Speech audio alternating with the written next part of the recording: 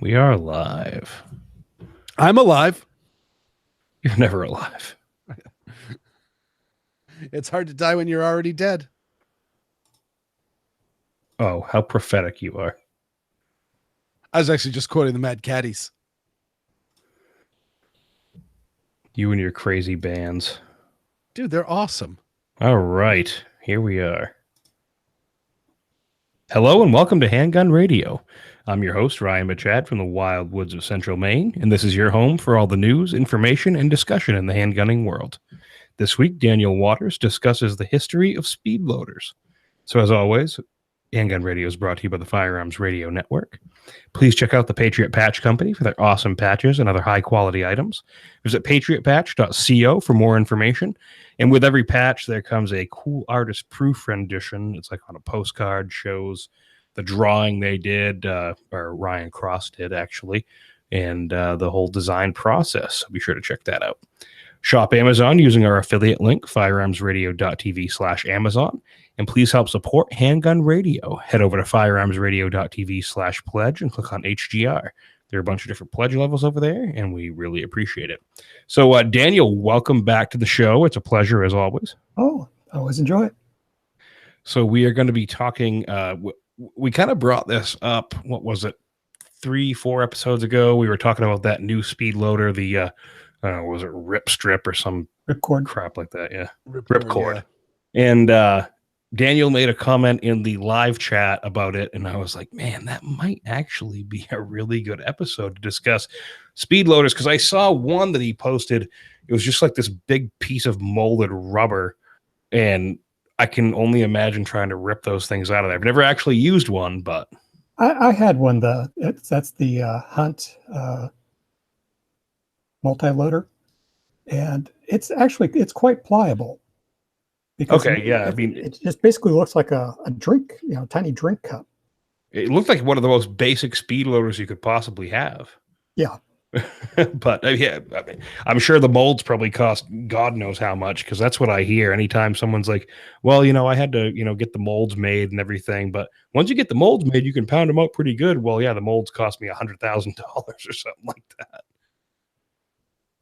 Yeah, supposedly Pachmayr molded the original ones. Well, that would make sense if they were doing the compact grips. Was it made out of that similar material that the grips were made out of? I'm not sure if it was neoprene or not. Of course, Pachmayr wasn't necessarily putting out their grips at the time. I think they had their recoil pads, and I can't remember exactly what year they ended up suing Mershon. Now, Mershon made something called 10-point grips, and they look very much like what we now associate with a Pachmayr signature grip. And so after they sued Mershon for violating one of their patents related to the butt pads, they ended up buying Mershon. And so, that's kind of where the signature grips and all of the other Pachmayr grips grew out of. But anyway, we'll get into the main topic. So, Weird, how you doing? I'm doing pretty good. How you doing, Ryan? Oh, not too bad. So we figured we'd skip the week in review.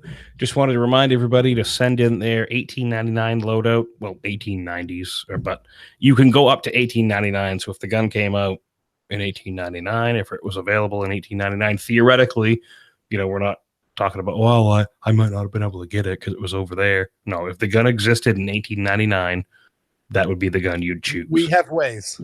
Yeah, right. You could have gotten it from a catalog somehow. Who knows?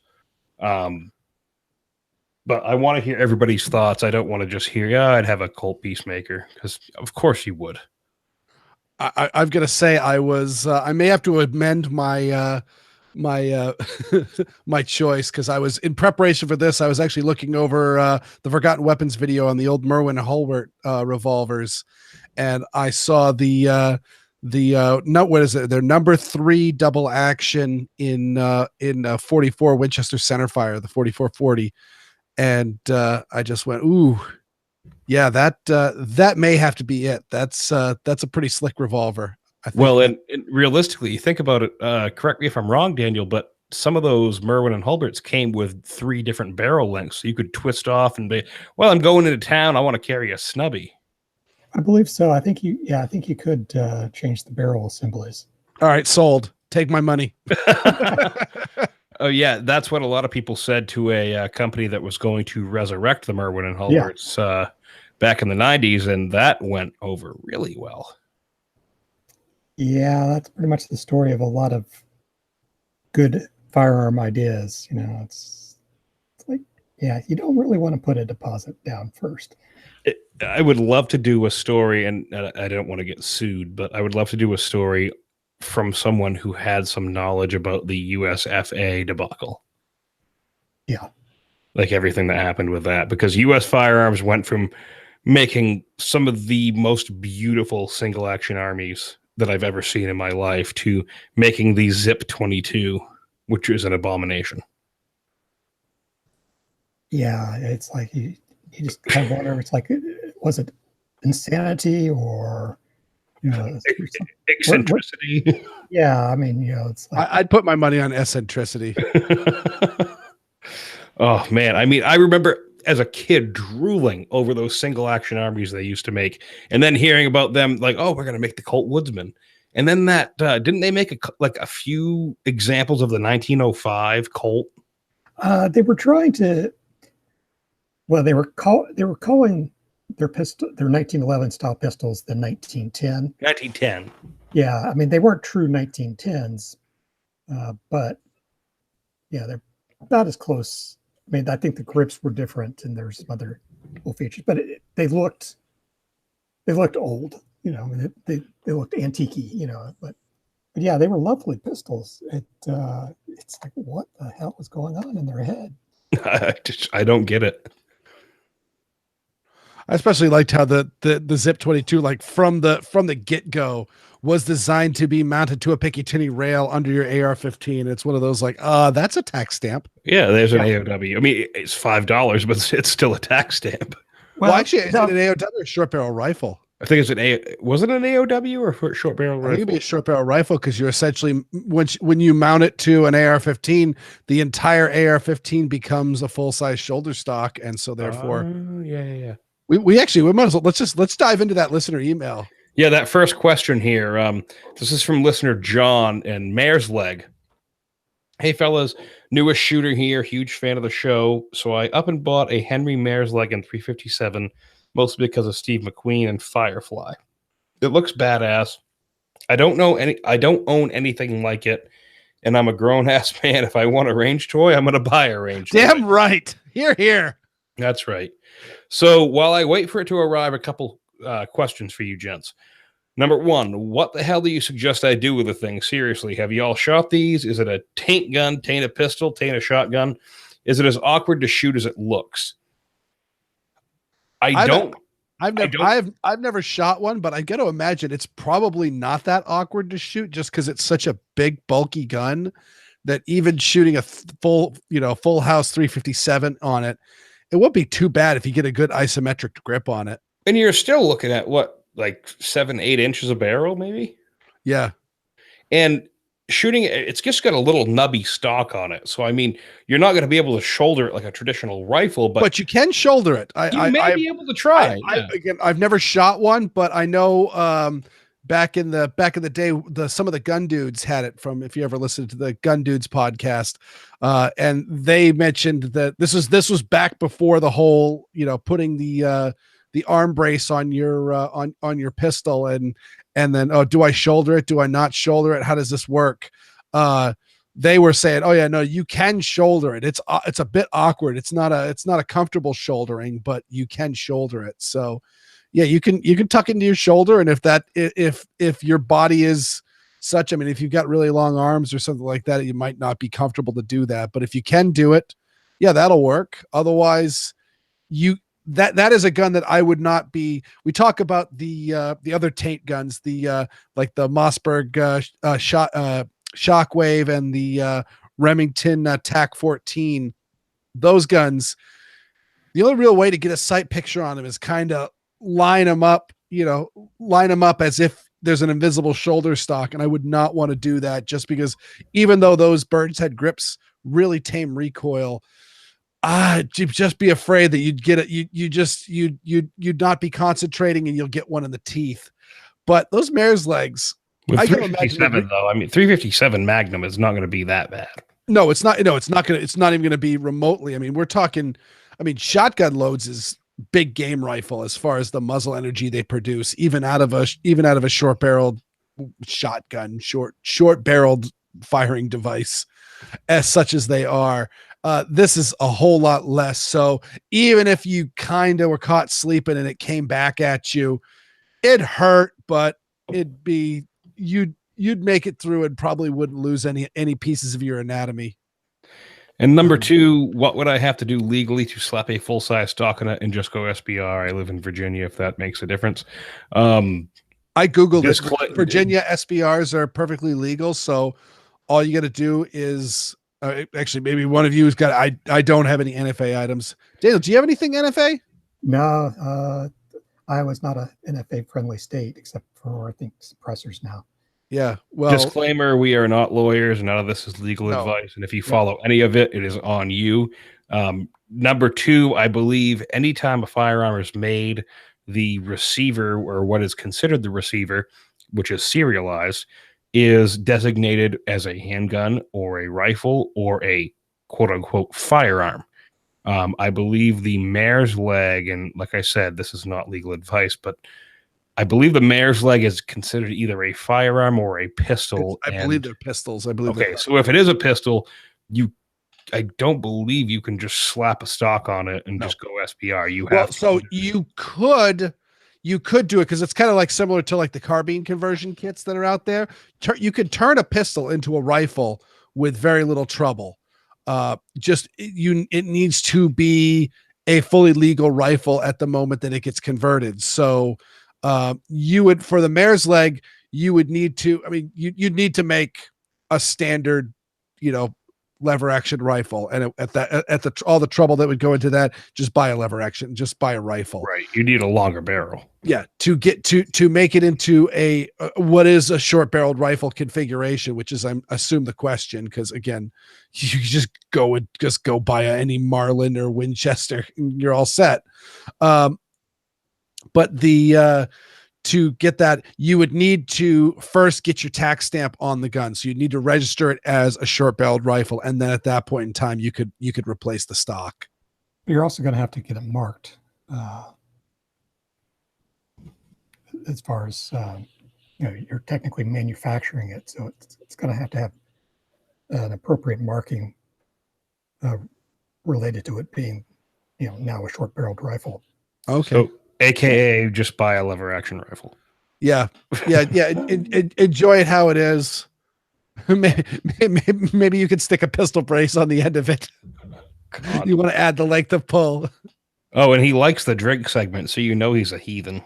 Yes. Come on, where are you people that hate the drink segment? I haven't gotten a lot of hate mail in a while. Don't ask for it. So, Daniel, this next one, this is from Quentin. We did this last week, the 450 SMC, but you said you had a little bit of insight on it. Well, there's the story about why it's called the SMC. The official designation was short magnum cartridge. However, this all goes back to the 45 Super. Dean Grinnell, he was the hand loading editor for Gun World magazine for decades, like from nearly the beginning. And so he had the bright idea, well, I'll cut some 308 cases or some 451 Daytonics Magnum cases down to fit into a 45 auto chamber. And that way I can load them hot. And eventually takes the idea to a gunsmith by the name of Ace Hinman. And so Hinman ends up putting together a conversion kit. However, he ends up trademarking the name 45 Super. Well, for years, this is just basically a wildcat because it's 451 Daytonics Magnum brass dried up. And so the only way to get brass was to cut down a 308 or cut down a 30-06 or however. And So at some point during like the late 90s, Fernando Coelho of Triton Cartridge gets the bright idea, I'm going to standardize this cartridge. And so he works out a deal with Ace. He works out a deal with Starline to get brass, and actually ends up loading 45 super ammunition on a factory basis. Well, at some point, Ace's son Gary gets the bright idea. Well, we're going to charge more to license the trademark. You're gonna owe us for every round of ammunition. Pistol manufacturers are going to owe us for every or for every pistol they mark 45 super. And upon hearing the request for the higher licensing fee, Fernando's or second in command at Triton, David Smittenbauer, made the comment, Gary can suck my. And Is he from Maine? He was a Marine gunnery sergeant. So they got the right idea. Okay, well, we're going to have to clean that part up. And around that time, STI had some pistols out that they were marking 450. And it's like, well, that's not marked 45 super, so we'll call it the 450 SMC. And it kind of went from there. And so Triton made a few changes, made a small primer pocket instead of a large primer pocket, beefed up the case a little bit. And so at least until the end of Triton Cartridge, that's where the 450 SMC came from. Cool.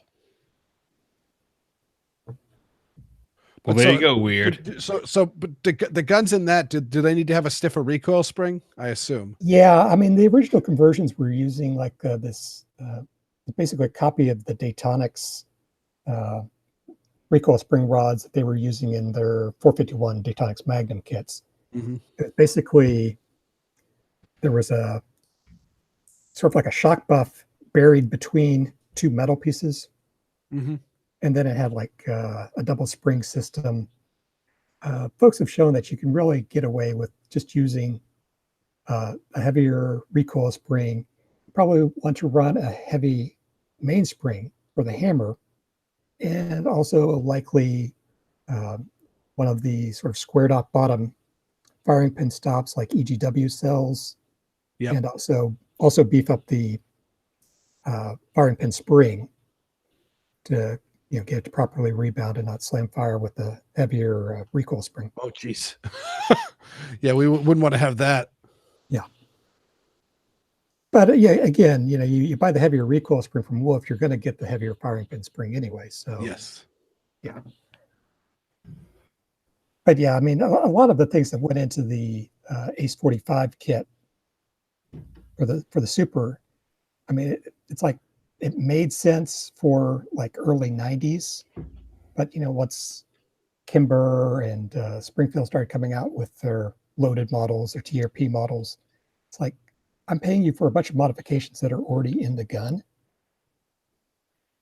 And so I think that's kind of why Ace 45 Custom isn't around anymore. But at any rate. Yeah, I posted it and Weird said, "Oh, we talked about that last week," but I wanted to. You had some insight on it, so I wanted to include that as well. Yeah, the 451 Daytonics Magnum was sort of like in between the Super and the what we now have is the 460 Roland. So, yeah, Daytonics, you say that. It's interesting how discussions with Weird translate into episodes with Daniel, and then discussions with Daniel translate into episodes with Grant Cunningham and Daniel, which is what I'm thinking of because Grant Cunningham is familiar with some of the Daytonics goings on.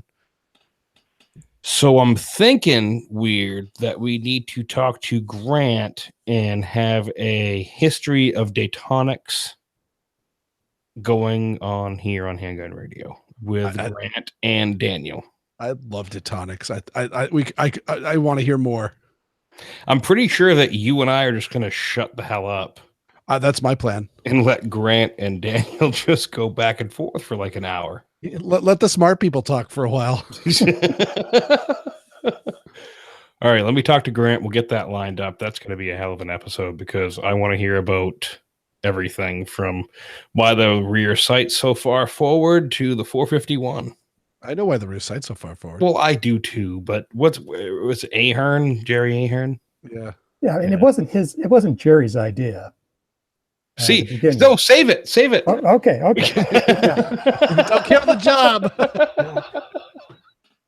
No, I'll get with Grant. We'll figure that out because Grant's had a lot of like little cool stories here and there about Detonics because he was involved or associated or met a few people who were involved with it back in the day. Is that where Grant's hatred of the 1911 comes from? That's probably it. Either that or it's just not a revolver. You should have seen him when Kimber came out with the hammered K6s. Oh my God, he just about had a conniption. Oh, I feel for him on that. Just give people the option. Yeah. No, I've honestly got no problem with adding options onto it. It doesn't hurt the gun. My only worry is that it's like that'll become the only option. That's true. You know? I'm sure Daniel saw Grant's writings on it. Yeah. But perfect. So the last one here, I'm afraid we're not going to be much help here. I feel really bad because I like to help the listeners, but this is from listener Rick. He said the Holo-R pistol, and I know that because of Forgotten Weapons, so thank you, Ian. I would not have said it Jolo-R. Any help in field stripping this gun? Thanks in advance from Rick. So thank you, Rick, for writing in. I don't have any help for you. The only suggestion I could give you would be to go to Forgotten Weapons on YouTube and see if his video. I haven't actually watched the video that he has on the gun. I do know he has a video on that gun. I'm pretty sure Othias may have some stuff as well. Those would be the two people that I would recommend you get a hold of. Othias. I don't think he takes an part in the video because I don't remember how the barrels in that gun, if it's fixed to the frame or if it no, it is fixed to the frame. Looking at it, I want to say it's fixed because the slide kind of comes. It's kind of like a half slide. Yeah. It's kind of like if it's anything. The first step is just do what I do with the Beretta tip barrels. Is pop the barrel up, get it out of the way, and then rack the slide and see if it comes off. Yeah, that's what happens with the Taurus too. It's got that big ass lever though on the front to be able to cock it with one hand for quote unquote cavalry use. Whammy bar, so just let it flop the hell out of your way. Yeah, why do you think I ripped the whammy bar off my Strat the first time I got one? It's a pain in the ass. But yeah, so I would definitely go there. Ian from Forgotten Weapons or possibly Othias from CN Arsenal would probably be the ways that I would ask. Like just see if you could contact Ian, because I mean that was the one thing I was thinking about is he does all these videos where he takes these like old guns that nobody has ever heard of except for Daniel, of course. I'm sure Daniel goes, oh yeah, no, I've handled one of those before. And he just takes them apart. And I'm just like, all right, I get it with like a modern striker fired gun. They all kind of come apart the same way. There's one or two ways you might be guessing about something, but you can figure it out pretty quick. But like some of these old guns, I just see Ian taking them apart, and like he'll even say like, oh yeah, this part here, you can put it in backwards, and that's a real problem. And it's just like how much depth do you need to go into? Because again, yeah, this question of how do you take apart a Holo-R? I don't know. And you just have to have a natural understanding of like mechanical design, and that's just something I don't have. Yeah. Like I get this surface impacts this surface and moves this piece this way, but if you get much beyond that, I could take some leaping guesses, and I could probably figure it out to some extent. But definitely, if that gun can go together wrong, I'm going to put it together the wrong way, and Rock Island's going to have to drill out something on their auction gun.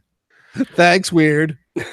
So what's the drink segment? This flying across the room. You know? Yeah. Oh God. I definitely take it apart in the oven bag. Yes. Yeah. There's still the floor plate retainer for one of my car magazines is still somewhere here in the basement. I don't know where the hell that sucker went off to. Yeah, drink segment. I was lazy tonight, and actually, I was also watching the start of the Chappaquiddick movie with my wife because I got to Massachusetts. Blonde in the pond. Yeah, it's unflattering to Ted Kennedy. We'll take it. So I just grabbed myself a brandy snifter and poured a healthy 2 fingers of Speyburn 10-year-old single malt Scotch. And this is actually, I think I could say this is my favorite Scotch. I'm not a huge Scotch drinker. I'm definitely more of a bourbon and rye guy when it comes to my whiskeys. But this stuff is really, really good. And I just looked it up. It's $25 right now in New Hampshire. So relatively reasonable. Ryan thinks it's a little rich for his blood. 25's not bad. I would pay 25 for a good Scotch. This is really a really interesting Scotch because it has a lot of the sweet vanilla smooth notes. I'm not a expert on how to break down all the tasting notes and which ones are in the website that I've got listed here, which ones are legit and which ones are pushed a little far, but it's got a lot of the sweet good stuff that the some of the more common Highland stuffs like your the Glenfiddich. Glenfiddich is a great example of 12-year-old Glenfiddich. It's just nice and sweet and smooth and easy to drink and good. And there's some complex notes to it, but it's not going to challenge you at all. This one's got all that stuff, but then it's also got some of the stuff that you might get with some of the more Isla ones. It's got no smokiness to it, but it's got some of the leathery flavors and all of that, but not in a way of the first time I tried Lafroig, I wasn't sure I liked it. I've now decided that I absolutely like Lafroig and it's a wonderful Scotch, but those first few tastes there was a struggle. There was definitely some debate. And then I finished the bottle and went for a few months without a bottle of Lafroig and went, I need to get myself a bottle of Lafroig.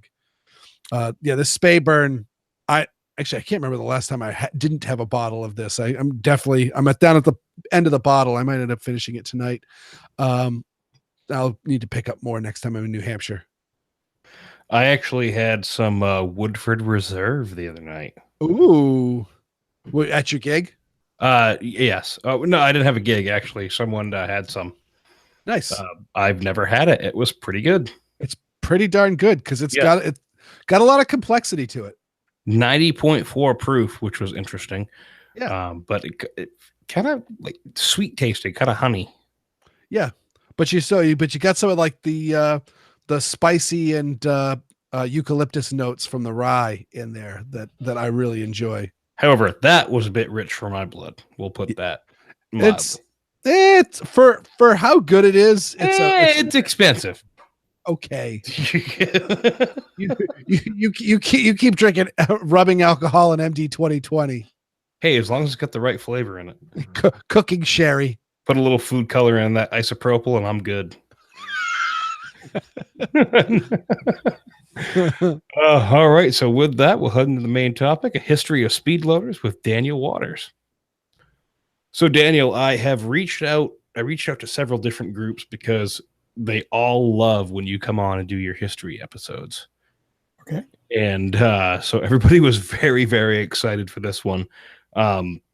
History of speedloaders. And this kind of came about, we were talking about the ripcord, like we discussed earlier, and how it was interesting and concerning at the same time.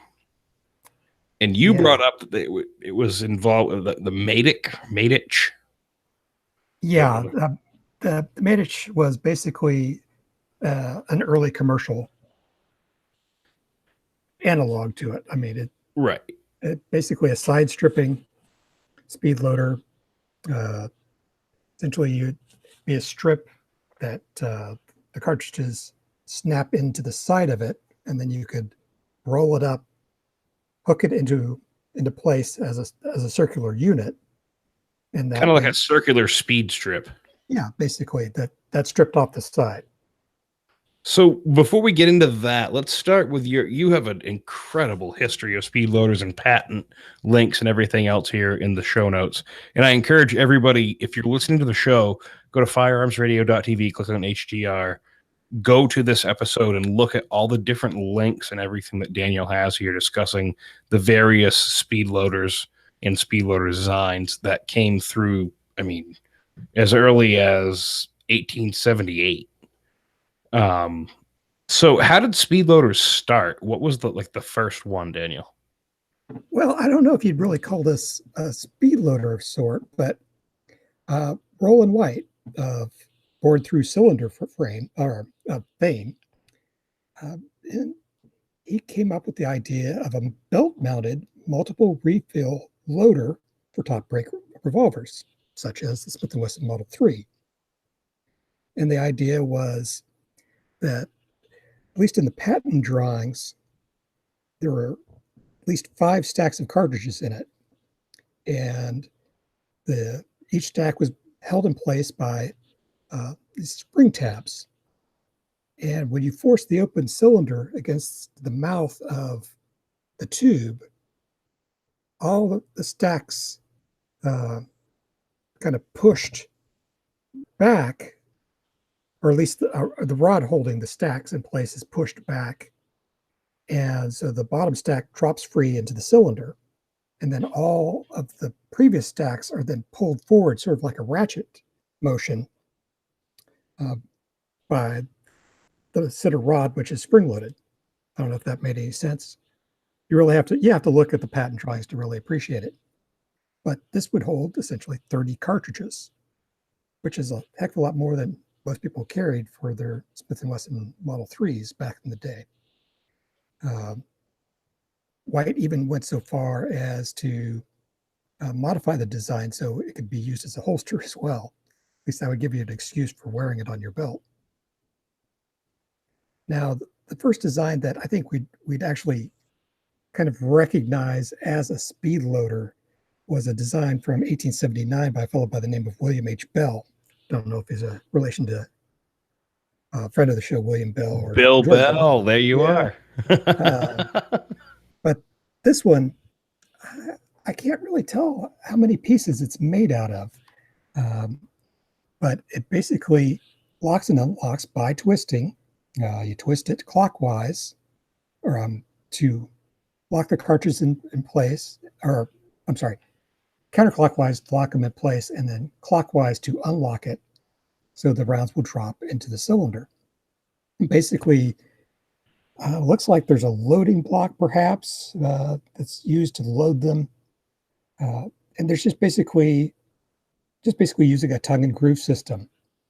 The cartridges get moved across the groove to where it'll hold on, and then when you're turning it, it brings them to a free spot, and then they drop free. But again, that's 1879. Let's see, where's my other note here?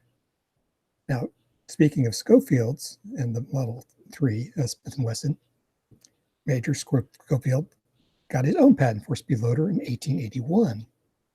And this was a push-to-release style. It had basically a conical collet bushing that locked the cartridges in place by friction. And when you press the loader into the cylinder, there was a cup-shaped centerpiece that would essentially push over the spring legs of the bushing and pull them together, and that would be enough to loosen the tension on the cartridges, and the cartridges would fall free into the cylinder. The only real question I have is how they actually kept that centerpiece in place when after you actually unloaded the cartridges. So that was probably, sort of an issue at the time. Well, and the fact that, I mean, this blows me away. You have all these links in the show notes. You click on them, and Google has who's compiled all these different patent applications and drawings. Mm-hmm. I mean, I'm literally looking right now at the hand-drawn patent application showing how the rounds sit, how the thing releases, the internal components of it, and everything else that was submitted to the patent office. it's incredible.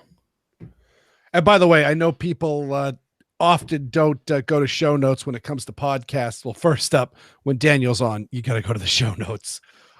Clear some schedule. Maybe listen to this while you're at work or driving or all that. Just go look after, but break a little time. But check out that first one that's for the Roland White one with that big long. It's like a dump tube. That thing is just so cool. Like I don't know if I could quite figure out exactly what's going on. And poor Roland White, you want something to work for him. That poor guy had a hell of a time. Oh, he just got totally screwed 6 ways from Sunday. Yep. Came up with the design. I mean, he could have been the John Browning, but instead he died penniless. Oh, poor guy. Yeah, that's crazy. But yeah, definitely. I mean, absolutely. Check out these show notes because most people don't even know you can access like the patent stuff on Google. And here's Daniel showing us all up. Yeah, I mean, I remember reading about just on Wikipedia pages and stuff like that about that there was a speedloader for the Schofield revolver. But I was like, that was one of my first questions that I was going to have tonight was there actually a Schofield revolver speedloader, or is that like totally apocryphal? Well, he designed it. I mean, I don't. Yeah. There seems to be some resistance by the Army. I mean, not just only on the Schofield Model 3, but and speedloaders in general. But we'll be getting to that. Let's see. Now, Daniel Baird Wesson, the Daniel Wesson, he came up with not only a speedloader, but a belt rig with multiple carriers. Now, you look at the pictures or the drawings for this, and that would be at home at a NICOR match. I mean, I don't, how many do you count on there? I think there's at least 16 or more, maybe 20. And I mean, it's not just the speedloaders. I mean, the carriers are essentially acting as loading blocks. And so it's another turn to release. Looks like it's just basically using a rotor to force all the cartridges into the essentially the tug and groove system, kind of like the Bell patent. This is just a little bit more complicated. If a collector actually has this, I'd love to hear about it. If there's a prototype floating around, which with Wesson, there probably is somewhere. Now, the one that actually first gets issued in any sort of numbers is the Colt cartridge pack from 1889. Now, this was designed by Carl Ebbets, who's basically one of the fathers of Colt's double action swing out cylinder revolvers. Yeah, he's like the John Browning of the swing out cylinder revolver.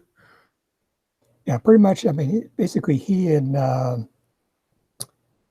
oh, dang it, my brain. John Browning is to semi-automatics as is Carl Ebbets is to revolvers.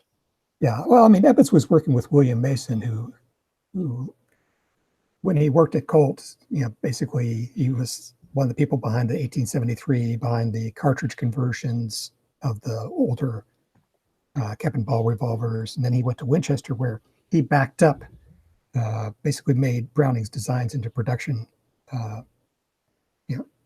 basically made them producible. And so Ebbets basically carried on Mason's work after Mason left Colt. And so the cartridge pack was essentially designed and adopted with the model of 1889 New Navy revolver by, of course, the U.S. Navy.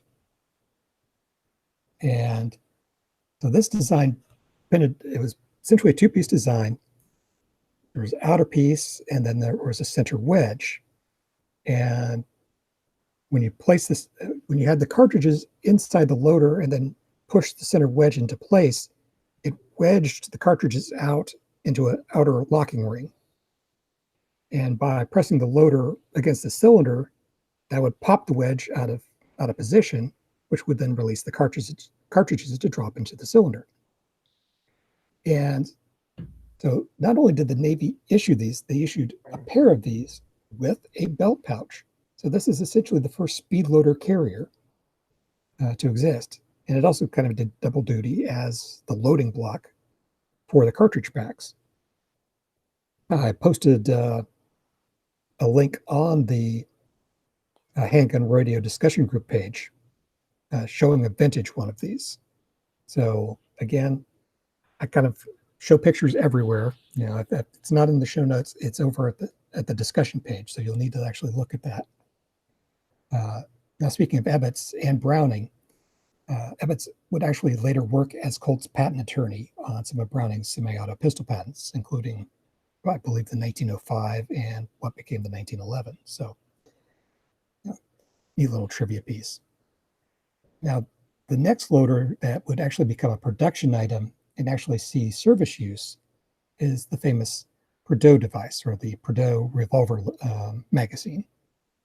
And William de Courcy Prideaux got his first English patent in 1893, and that same design was brought to the U.S. and patented here in 1894. Now, that patent depicts what appears to be a Webley Mark III revolver, which is a break top.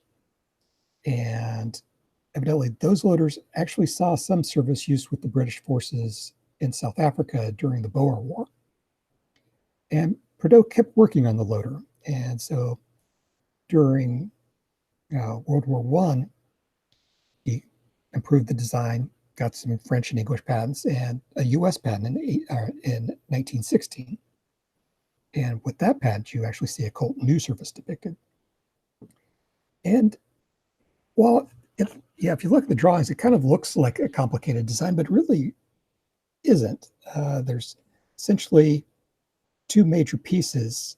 The inner piece is, or the inner section is formed of spring tabs. You have an inner and outer row of spring tabs, and essentially each cartridge rests where it's being tensioned by 4 of those spring tabs, 2 on the inside, 2 on the outside.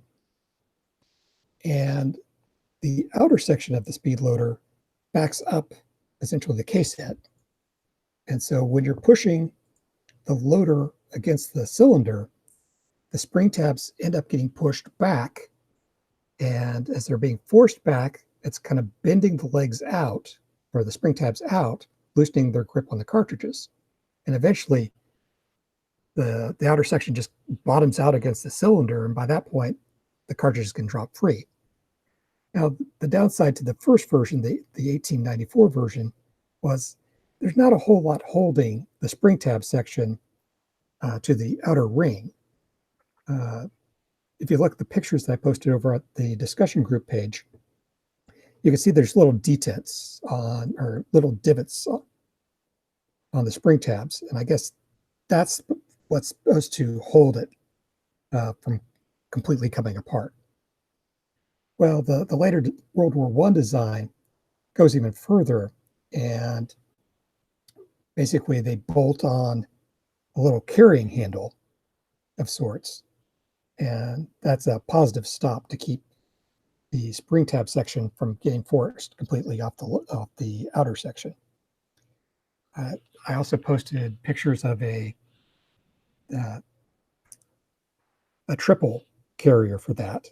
And the cute little thing is that there's a lanyard loop on each one of the Prideaux devices, and the lanyard attaches to the carrier, so you're not losing your device every time that you've done a speed load.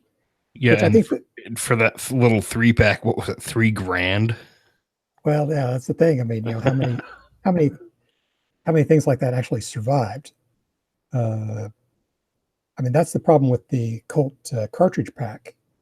I mean, you can find the cartridge packs, but you don't really find, you can find the carriers for the cartridge pack, but you don't really find the cartridge packs themselves, because again, once you've done the reload, the two pieces fall apart. So, and really that's probably a pretty easy thing to fake. So I imagine some collectors are really worried about that. Now, if you go back through the major link to Google Patents, I have a direct link that pulls up essentially all of the cartridge load or all of the loader patents going all the way back to the beginning. And you can see that there are just tons of these patents. Some of these designs basically keep getting resurrected multiple times over the years, but none of them really make a dent in the police market until after World War II. During that time, basically officers are depending upon belt loops, dump pouches, or just even carrying the cartridges in their pocket. Now, one of the earliest known speed loaders to see service use, or at least major department use, was the Speedy loader. And this was used by the Los Angeles Police Department and supposedly issued as late as the early 70s. And this was a flat metal strip. It's got spring fingers on it. It's a side stripping design. The idea was you'd have a loader that was flat enough and compact enough that would fit into a conventional dump pouch. And the only real downside to this design is the fact that, depending on what revolver you carried, you were only, the cartridge spacing wasn't really that friendly to different designs. And so you might only be able to strip off one cartridge at a time. Yeah, I gotta imagine it doesn't have the since it's metal, it doesn't have the flexibility of the speed strips and tough strips that we have today, where the cartridges will jiggle around a little bit. So yeah, they might be stripping off at an angle, but they'll drop in straight. Yeah. And so you don't really see what we consider a modern speed loader until practical pistol competition started. FBI started or police pistol course in 1949, and then eventually the NRA picked it up as a formal competition. And so during the 60s, you started seeing an equipment race start. Basically, anytime you have a competition, everybody wants to win, and so everybody's got to look for that edge. And so with the speed loader, any amount of time that you could cut off your mandatory reload is basically time that you can now spend aiming and squeezing your trigger. And so with the increased unrest of the late 1960s and then incidents like the Newhall massacre of 1970, a lot of officers thinking, well, if these things work for me to speed up my reload time in competition, maybe I'm going to actually carry these with me. Now, one of the earliest speed loaders to become popular in this area was the Hunt multi-loader, and I mentioned it earlier. There's talk that Packmeyer actually molded the earliest ones of these. The patent was filed, I want to say around 56 or so, and was granted in 1959. I can't find any advertisements predating 1963, though. And again, I posted one of those over at the Handgun radio discussion group page, so look that up. About 1968, the design was picked up by Kel-Lite, which was better known for their police flashlights. And I think at that time they were actually somehow related to Safariland. I think Safariland may have actually bought them out. And so Safariland was marketing these as the firepower clip. Now, the Hunt design is essentially a round Bianchi speed strip. At least that's the way I think about it. It's basically a cut piece of rubber, and then you can snap cartridges in on the bottom. And you essentially insert the rounds together into the cylinder, and then you would peel the loader off. And most people say the best way to peel the loader off was as if you were pulling a sheet of paper off of a notepad. I actually had one of these at one time and would sometimes use it in IDPA matches, if only just to load the cylinder at the beginning of the stage. And it's not a hard one to use, but if you're not careful, you can, if you're sort of angling it or pulling it back, you can actually end up pulling cartridges back out of the chambers. So, at any rate, so this is really one of the first loaders to come out with actual carriers related, or pouches and carriers related to the speed loader. Not only did Hunt develop them, Kel-Lite developed a bunch of them. Now, the next design came from Ole and Olson of Minnesota. And in '63, he filed for a push-button release speed loader. And these were produced by Salinas Industries starting around '64 or so, and marketed by the police supply house J.M. Buchmeyer. And these were also marketed as the Feather Touch. And again, it looks like a basic, a normal speed loader, but the cartridge rims were retained by a central flexible washer. And so the little itsy bitsy push button compresses the washer into an internal concave recess. And so when it compresses the washer, it's pulling the edge of the washer away from the rims, and this allows the cartridges to drop free into the cylinder. Well, some users complain that since it's a flexible washer, you can't really, it's hard to feel when the cartridges release. And Olson himself admitted that the washer is the first thing that's going to wear out. But these were produced for quite some time, even into the '70s. The next design is the Matix, or the Matich, also 1965 patent granted. A fellow by the name of Donald Matich, and it's essentially a flexible version of the Speedy Loader. You can find ideas like this going all the way back to like 1908, but Matich is the first one to actually get one made. And so, and this is the one that everybody needs to pay attention to for later on. Yeah. I mean, basically, this one gets resurrected several times, at least in patents, and is basically the forefather of the current ripcord. So yeah, you just basically snap the cartridges into the loader while it's flat, and then you roll the strip up into the circle. You lock the end of it into place, and then to reload, you basically start the cartridges in the cylinder and rip the strip off. And the thing with all of those side stripping loaders is that you're putting a lot of strain on the yoke or crane of the revolver, and that's where a lot of accuracy and reliability issues with revolvers come from. Is that essentially the yoke essentially gets warped or sprung out of shape, and so you start getting misalignment problems between the throats of the cylinder and the forcing cone of the revolver. And so, you really have to be careful with the side stripping designs. Now, Ole Olson comes back yet again. This one is kind of like a speed strip in the sense that it's flat, but the flexible rubber body retains the cartridges almost like a conventional belt loop. And so to load the revolver, you have to essentially push the rim of cartridge all the way through the rubber loop. And the earliest data I can find for this, strangely enough, dates to 1980, where they're calling it the Rapid Revolver Loading Clip.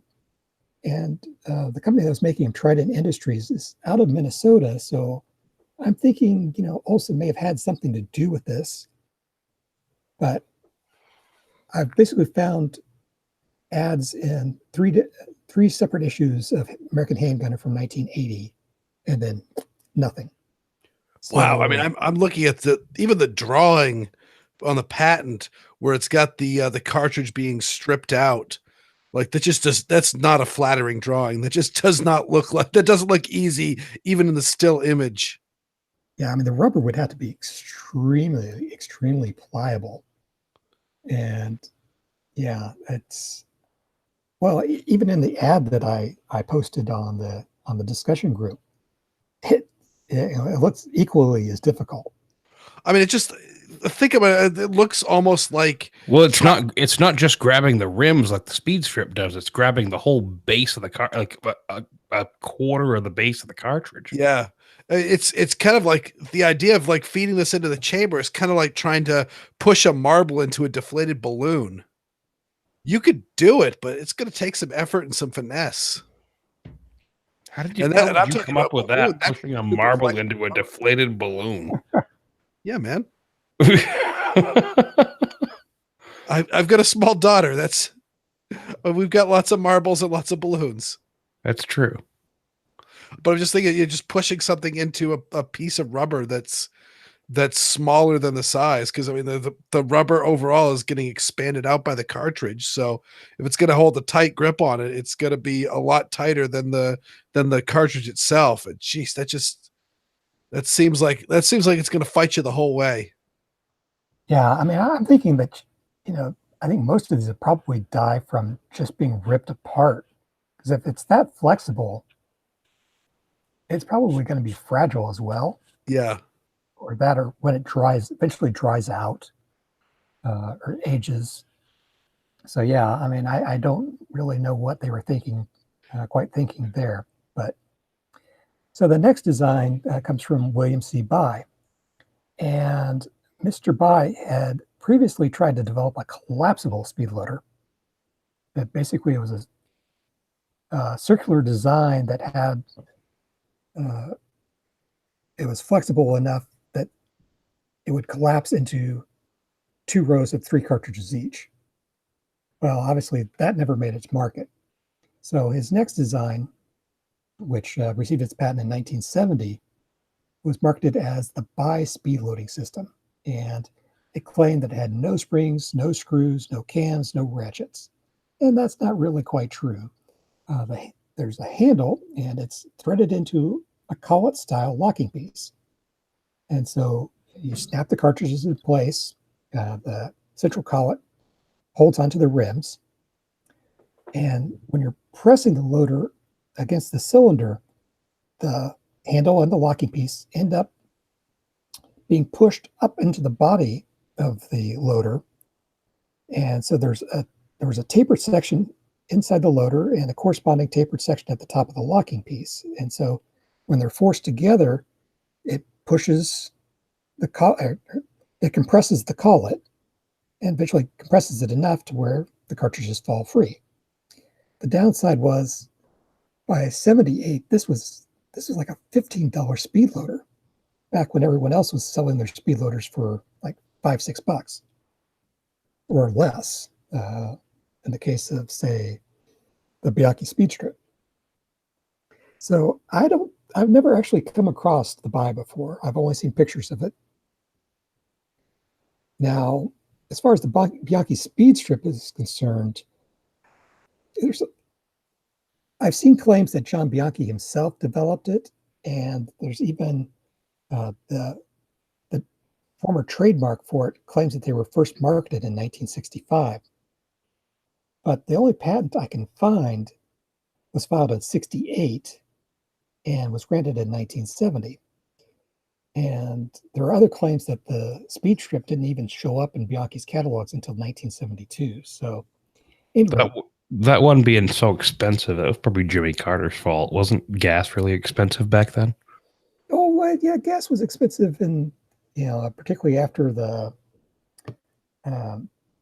Yom Kippur War, and just on beyond that, basically through the Ford and Carter. But that still doesn't explain why it was so expensive. when in doubt, blame it on James Earl Carter. Yeah. Oh, blame it on Billy Beer. Yeah. So we're through like the early 80s, and I think. Well, no, we're into the 70s now. Oh, we're into the 70s. Okay. Is the 80s when like speed loaders really kind of caught on? I mean, it seems like up until this time they were using like the dump pouches. I have a couple of my dad's dump pouches here in the closet.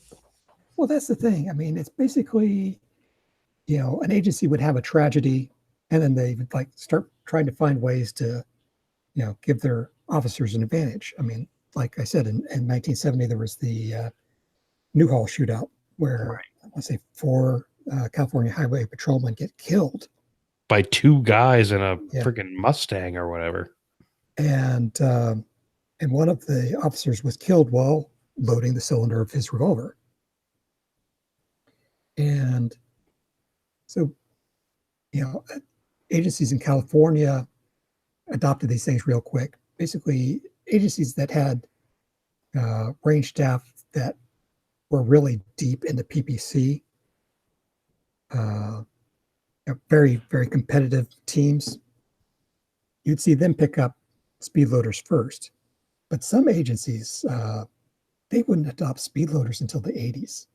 I want to say NYPD didn't authorize speedloaders until sometime in the early mid 80s. There were some agencies that didn't adopt them until the late 80s. It just a lot of weirdness. I mean, it basically, I think some administrators saw them as game only equipment.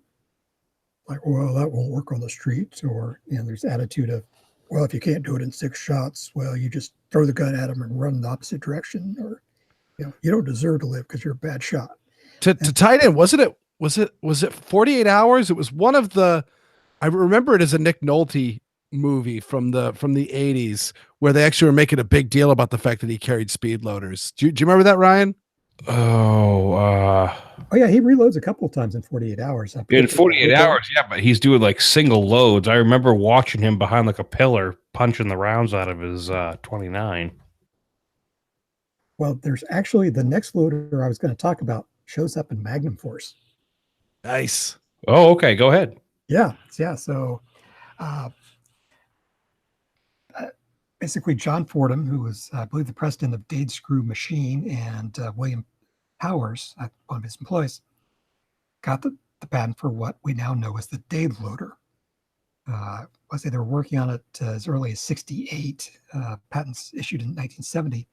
And this was one of the really first popular speedloaders among PPC shooters. Essentially, the case rims are retained by an elastic O-ring, or better known as a garter spring, that's around the outer diameter of the loader. And so loading's real easy. You just snap each cartridge in, and the rim passes past the garter spring holds onto it. And when you're reloading, you just bottom out the loader against the cylinder, and there's a large center button, and the button has fingers that press against the base of each cartridge head, and you just press in, the garter spring expands, rounds drop in. Only downside is it's a fat loader, and so factory, oversized target stocks are going to have issues with it. Thumb pieces on Smith & Wesson that haven't been shaved are going to have issues with it. Worse yet, if you drop it, cartridges are going to fall out of it. But if you watch Magnum Force, those are the speedloaders that Dirty Harry is carrying. It's like, what about David Soul? What the hell was he using? Because I remember that whole thing. They had that little, they had the thing in the range, and they were talking about what they used and everything else. And then they had the big competition on the police range. I couldn't really see what he was using aside from using a 357 Python. Yeah. And of course, there's the big deal when, was it Captain Briggs or Lieutenant Briggs? Yeah, 3. You always carry 2. Has him throw them out of his pocket. Yeah.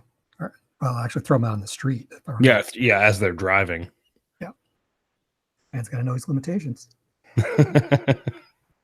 Well, the next one is from a French inventor, Jean Depouy. And this is in 1972. And this is another side-stripping speed loader. However, it holds the cartridges in a staggered row of 3. And basically, you're loading 3 into the cylinder at one time, flip the loader around, load the next 3, and you're done. And it looks like Manhurin actually sold this for a time. It's fat enough, though, that it wouldn't fit into a legacy dump pouch. I imagine Manhurin or some French police holster manufacturer made specific dump pouch, or made a specific pouch just for it. Again, this is not the first time someone came up with a triple side tripping loader. There was a guy, I think his name is Norman Bevins, that he was coming up with like a half speed loader. He had a bunch of wacky speed loader designs that I didn't bother to mention because I don't think any of them ever actually came to market. Now, the one that I think all of us have seen is the next one we're going to discuss, the HKS 6-second speed loader. And this was designed by a fellow by the name of Robert Switzer. And so the first ones would later be dubbed the M model after he introduces improved models later. But yeah, this is just, they still make the M model. And this is easily the most prolific speed loader. Within like the first 7 or 8 years, they'd already made a million of them. Now, not to be confused with the 6-second loader, there was one designed by a fellow by the name of William Griffiths, and he called his the second 6.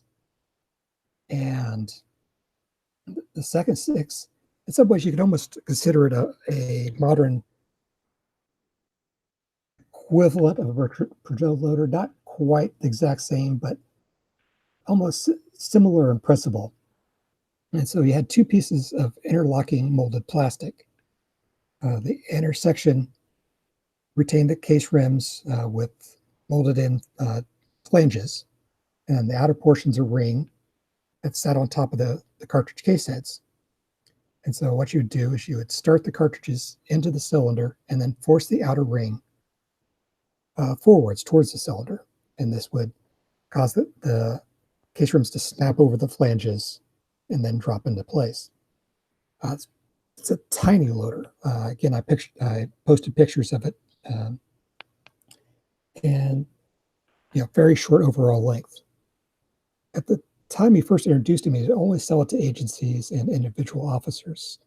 And there were some pretty big agencies that issued the second 6, California Highway Patrol, Los Angeles Sheriff's Department.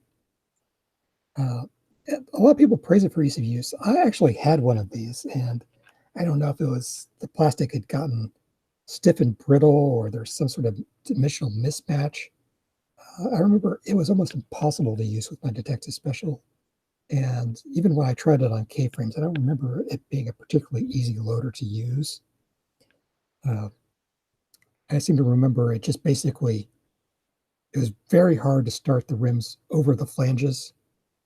And so my fingers always wanted to slip off the outer ring. And even once it got past the flange, it really seemed to want to drag and kind of get frozen into place. So, maybe I just had a bad one. But at any rate, some people still think fondly of it.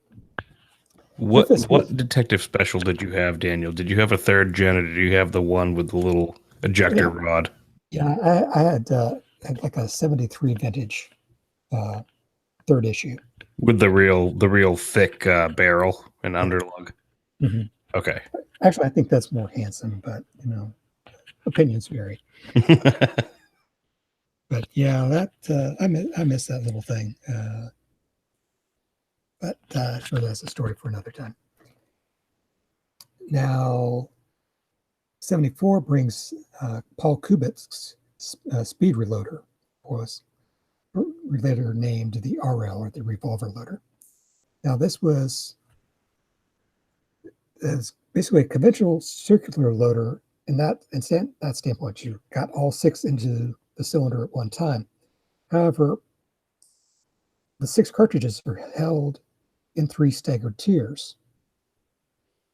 And you could only insert the cartridges from one side of the loader.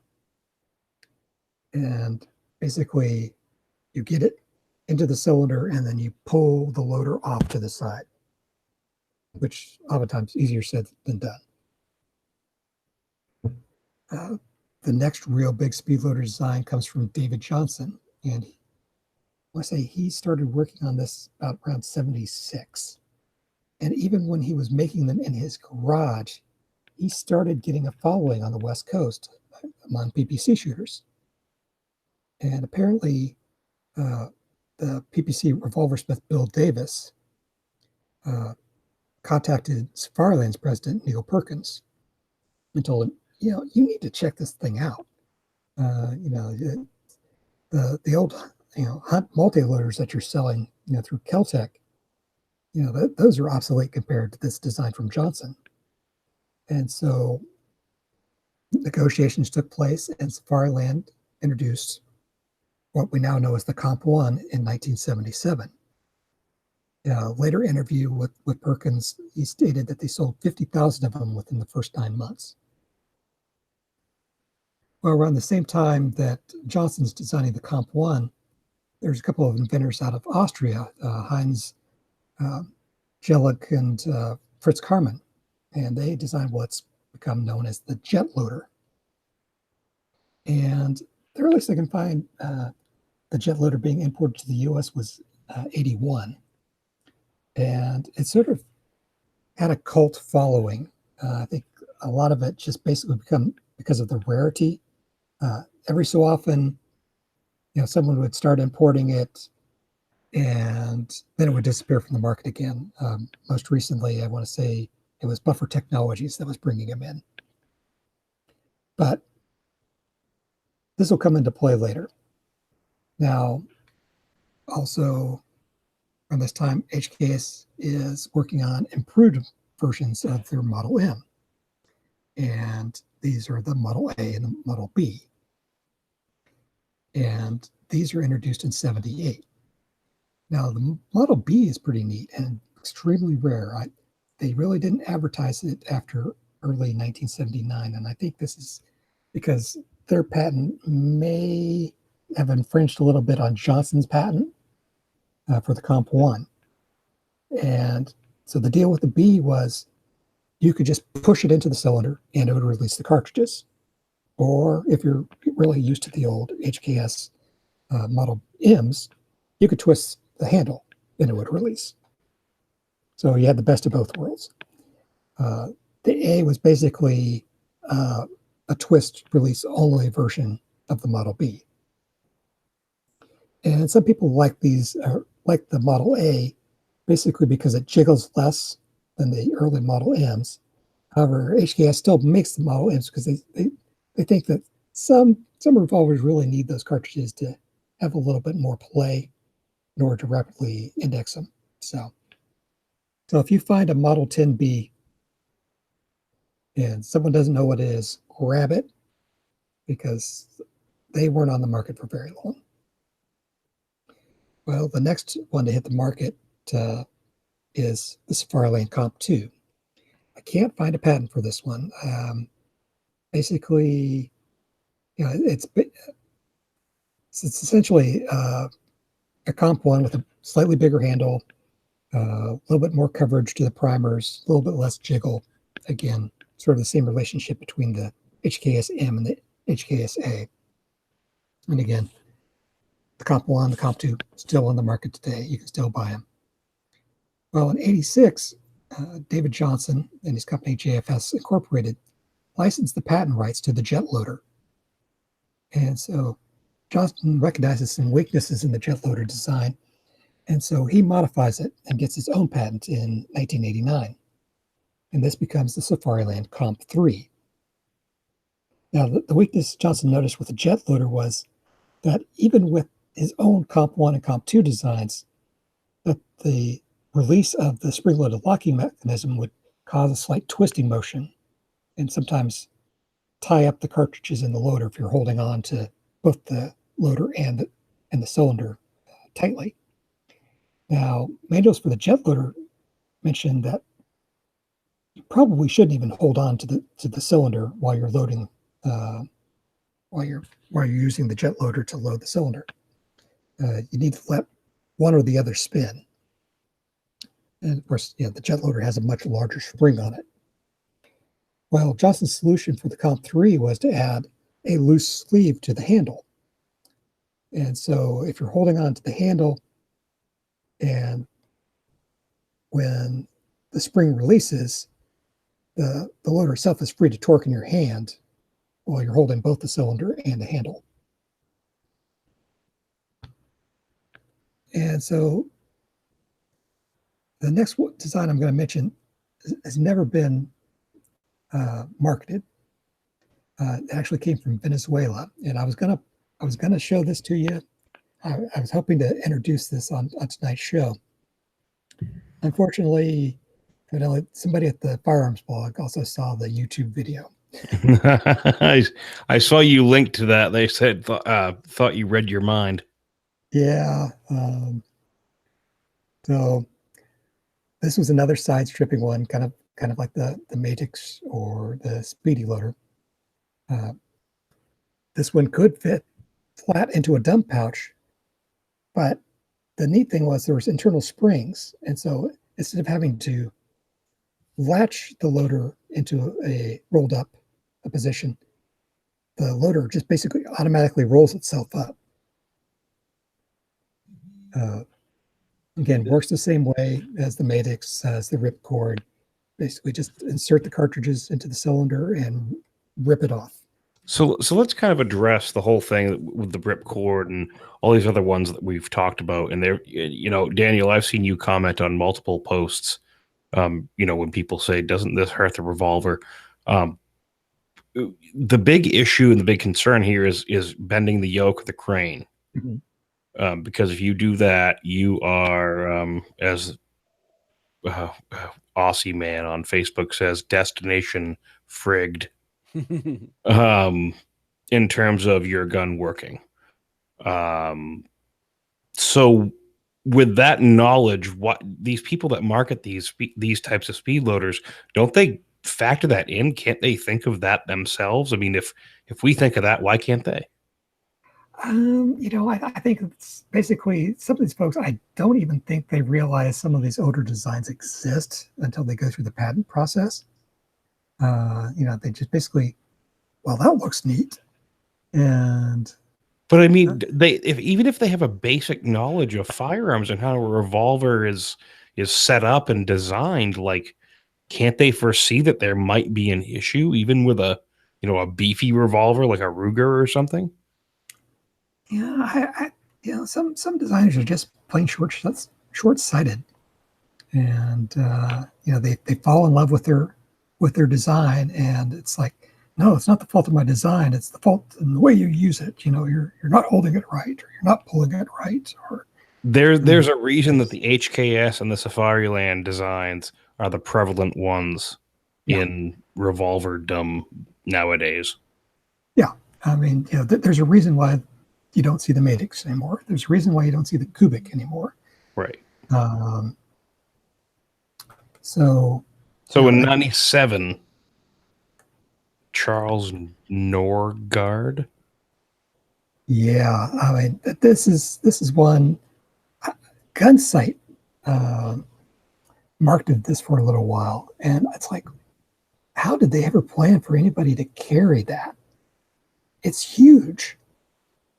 I mean, it's kind of a combination of ideas between the Manhurin loader and the that one Olson loader, where you're basically having to pull the rims through the loader, and it's basically only presenting 3 cartridges at a time to the cylinder. And I don't know if they just were selling this as a novelty, as advertisement, or giving it away as a novelty item. But short of just taking it out in your range bag, or putting it on your nightstand, there's no real practical way to carry that thing. But I just put it out there since it exists. The next design that I was going to talk about was the Longwitz design, the SL variant. This is another one that has a cult following, and I would say justifiably so. It holds the case rims by individual tabs that cam in and out of the center body, and each cartridge is backed by a spring. So when the loader hits the extractor, the fingers came out of the way, and the spring just boom, throw the cartridges right into the chamber. And it's very easy to load. You just basically snap each cartridge in, till it clicks. You could actually change the angle, play with the angle on how the cartridges were presented to the cylinder, little bits of adjustment. You could even screw on a longer handle to sort of get the feel of like a jet loader or a Comp 3. That one looks cool. Yeah, but it is cool. I mean, the only downside was when they first hit the U.S. market, I want to say it cost like $25 or so. Ooh, Yeah. they look nice though. Oh yeah, yeah. And the thing is, again, it's basically, someone picks them up to bring them into the States, and the casual revolver user looks at it and gets sticker shock, and the whoever's bringing them in decides, well, it's not worth bringing them in anymore, and drops them. Dylan brought them in for a while.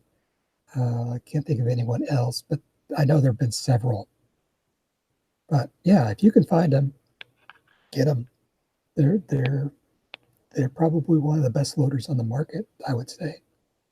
I think we just need to have a revolverguy.com roundtable someday. Yeah, yeah. Again, that's one of the things I linked to some of the individual articles that they posted on some of these Oh, loaders. there's some great stuff here. Yeah, it's a great site. Mike Woods, who did the article on the vintage Speedloaders, he's also written a book on the Newhall incident. So he's a CHP veteran, if I remember correctly. So yeah, basically that's a site worth checking out. Both thumbs up on that one. Now the next design that comes around is the Maxfire, and I want to say that came out about 2000, and this is essentially a simple version of the Kubik. One side benefit is it has a pull ring instead of the Kubik's pull tab. But again, as folks like Grant Cunningham, Michael Betancourt, it's another one of those designs that if you get ham-fisted on it, you're going to be torquing the hell out of the crane. Next, at the mid-2000s, you start seeing a bunch of Dave Loader knockoffs. First one is by a fellow by the name of Dave Brazella. I hope I'm pronouncing your name right, Dave. This was called the DS10 Speed, and he first designed this for his Smith & Wesson Model 617 tin shot. So there's basically no one making speed loaders for it at the time. And the trick to the DS10 was it's basically a Dave loader, but it's got a little bit longer handle, and he supposedly staggered the push rods so that you wouldn't be trying to push all of the rims across the garter spring at the same time. I don't know how that quite worked out with the loader, but at any rate, he was at one point going to branch out into centerfire designs, but in the last year or so, he just completely dropped off the map. And I don't know how much of this is because of all the other Dade variety speed loaders that some people basically accuse the other designs of ripping off Dave. But I went ahead and included a web archive link to his old website, and you can judge for yourself. Now we get to the ripcord. Its patent was awarded back in 2008, 10 years ago, and again, basically a variation of the Matix or Matix. Also in 2008, we see the top products, quick strips, basically, a clone of the Bianchi speed strips. However, Bianchi only ever really, for the longest time, was 6-shot 38 special 357 Magnum. Eventually, they branched out to 44 special 44 Magnum. But Tough Strips does not care. Like they've got a 40 millimeter card strip. I mean, it's just one of those like, who are you marketing this to? This is literally just I bet you haven't seen one of these before. Now, believe it or not, I actually came across a patent for an actual speed loader or either 5 or 6 shot speed loader, 440 millimeter grenade launchers. I bought those old spring loaded ones that have the rotary cylinder. Well, yeah, I mean the Marine Corps issued those. Yeah. And actually, I think SOCOM issued them as well. They issued a short build version of that. Basically, the South African Milcorps design and Viltor was making them for the U.S. military. I have the tough strips. They're colored orange because they were cheaper. I've got the one for the 617 because again nobody makes a loader for it, and I was like, why do I care about the color? yeah, no, I wouldn't care. As a matter of fact, it's probably better to have the orange one because if you drop it at the range, because you should be dropping at the range because that's you need to practice with these things. Then yeah, drop it at the range, you'll find it faster. Yeah, and again, I think that's where some of these sort of knockoff variations, the companies that make them, the way to make yourself stand out is basically offer something that no one else is offering. I mean, you're sort of basing your design on someone else's design, but you're offering it for a product that they don't support. Yeah, and the Bianchi strips is six are done. Well, what if you've got an 8-shot? Well, Tough Strips makes an 8-shot. They also, if you want to just have just the 5 shots instead of downloading it like I do with my for my J frames, I download the 6-shot Bianchi strips down one, or you could just get a 5. So the 5-star one, that's one I've heard quite a bit about. Pretty high quality, right, Daniel? Yeah, I mean, the rough way to think about it is it's an aluminum HKS. I mean, it's more than that. There are some design differences. And they're just basically CNC'd. It started off as a personal product by a fellow by the name of Clinton Hartford. He was making them in his uncle's garage just for himself. And supposedly he was at the range one day and using his speed loader, and a neighboring shooter goes, "Where'd you get those?" Like, I make them. $20. Take my money now. And that turned into a business. And again, with 5-star, they were making loaders for guns that essentially HKS has never supported and probably never will support. Stuff like the Smith & Wesson 500. You want, or like the 8-shot 627. So, yeah, they're responding to the market. And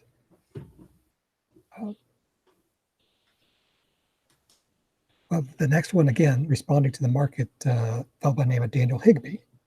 And he's the man behind Speed Bees. And in 2000, he first comes out with one. Again, I want to say it was for the 617 10-shot 22 revolver.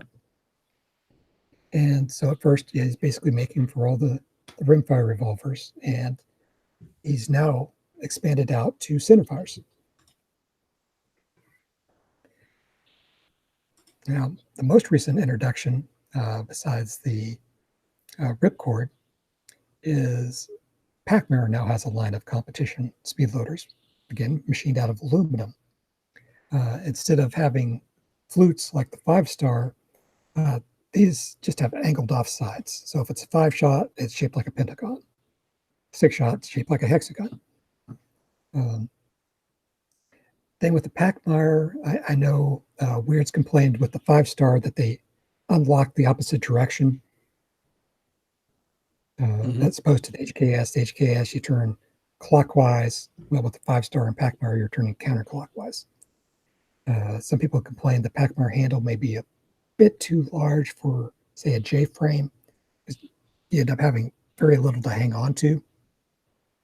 But, I guess more the merrier. I don't know. With HKS, I've never had that much of an issue. Like I punch it. I always want to turn towards the gun. You're right, Weird. Yeah. So that would mess with me if I had to turn out away from the frame. Like with HKS, I'm just used to sticking it, use my fingers to guide it in and then hit that knob going towards the frame. Same motion as I'm going to be closing the cylinder. If you look at Packmire's product page, they actually argue for the counterclockwise direction. It's like, yeah, we know people don't like it, but we think this is better. Well, yeah. Well, that's your opinion, man. It's like your opinion, man. Yeah. I mean, I can see their point. It's some people, when they're twisting the handle, they're kind of closing the cylinder and binding things up.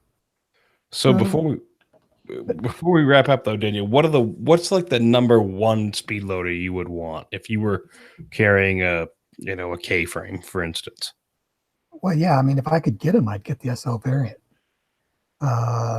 Barring that, I don't have any real experience with the Comp 3. It seemed kind of like overkill for my detective special. And they didn't make Comp 3s for my Model 28. So basically, and most of the time I use Comp 1s and Comp 2s. I'd be perfectly happy with Comp 1s and Comp 2s. And never had any experience with the HKS at all? Oh yeah, I mean, I had HKSs because basically I was a compulsive speed loader buyer for a while. It's like every time you'd go into a gun store or a gun show and you just see the box of one-off things that they couldn't get rid of. It's like I just snap it up. I mean, that's how I got my Hunt multi-loader. That's how I got my Second Six. So yeah, it's like you see one for $5 or less, grab it. So yeah, I mean, I'd sometimes use the HKS just to load at the beginning of a stage, or for something that I couldn't get a Comp 1 or Comp 2 for.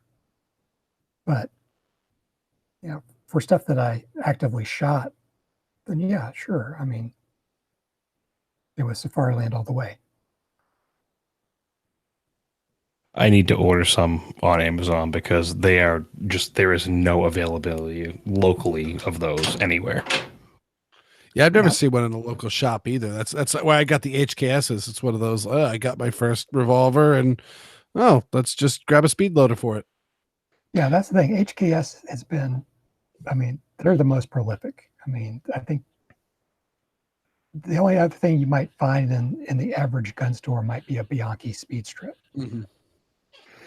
So again, be sure to check out the show notes because there's a bunch of different links here throughout the entire everything Daniel's talked about. I mean, just go look at the show notes. The links are invaluable. You can learn a lot of information from them. Weird, anything else before we wrap up? Yeah, carry a semi-auto. Come on. I've been holding on that the whole show. Yeah, that's the ironic thing. The guy that runs Revolver Guy basically admitted his dirty little secret that it's like, yeah, it's probably cheaper just to go ahead and buy the semi-auto and support it. I carry a revolver, people. You can save the hate mail for my drink segment. All right, so with that, we'll head into the wrap-up section and close out the show. Don't forget to shop Brownells using our affiliate link. Head to firearmsradio.tv and click the affiliate link in the upper right-hand corner. Be sure to go like Handgun Radio on Facebook and share it with your friends. And go join the Handgun Radio discussion group. Daniel is like the #1 contributor. You get a gold star, Daniel. You post so much information in there. It's awesome. So you're missing out if you're not a part of the group. Go try to join the group. We'll approve you. Me or some of the other admins will make sure your request gets approved. And leave us a review on iTunes. Listen to all the great shows on the Firearms Radio Network. And check out the Firearms Radio Network on YouTube. Weird, where can people find you? Well, I've got a blog. That's weirdworld.com. And I also run a podcast. That's the Assorted Calibers podcast. And there are links there in the show notes. And Daniel, I know I speak for Weird and myself. Cannot thank you enough for coming on the show. It was a great time. I'm going to listen to this 3 times to make sure I absorb all the information that was in it. I'm just boggled at really, I just thought there was just the HKS, the Safari Land, and that's it. And that was kind of the history. And like I said, I didn't even know. I remember reading about Schofield revolvers having a speed loader, and I'm like, I don't even know if that's true or not. And every time that we have you on, Daniel, people, I cannot tell you that the emails, the reviews we hear, comments, various places about just, I listened to that and I just could not believe the amount of knowledge that I gained listening to the show. So people really genuinely appreciate your contributions, and we do too. So I want to thank you for that. Quite welcome. I mean, it gives me an excuse to write this stuff down. So where can people find you, and where can people check out all the stuff that you do, the stuff you write, and your, like we said, the Handgun Radio discussion group is a great place to see all the stuff that you you collect and whatnot. But where are some other places people can go? Well, I mean, besides Facebook, my big project has always been the 5.56 millimeter timeline, basically the history of small caliber, high velocity cartridges, the AR-15, etc. And that's currently hosted at looserounds.com. Basically, I contribute to the Handgun Radio discussion group page. I have a 556 timeline Facebook page. I also contribute to the looserounds.com Facebook page. So I'm easy to find. Excellent. We'll have links there in the show notes so everybody can go check those out. So again, thank you very much, Daniel, for coming on the show. Very glad. And Weird, thank you as always. No, it's always great. And until next week, have fun and safe shooting.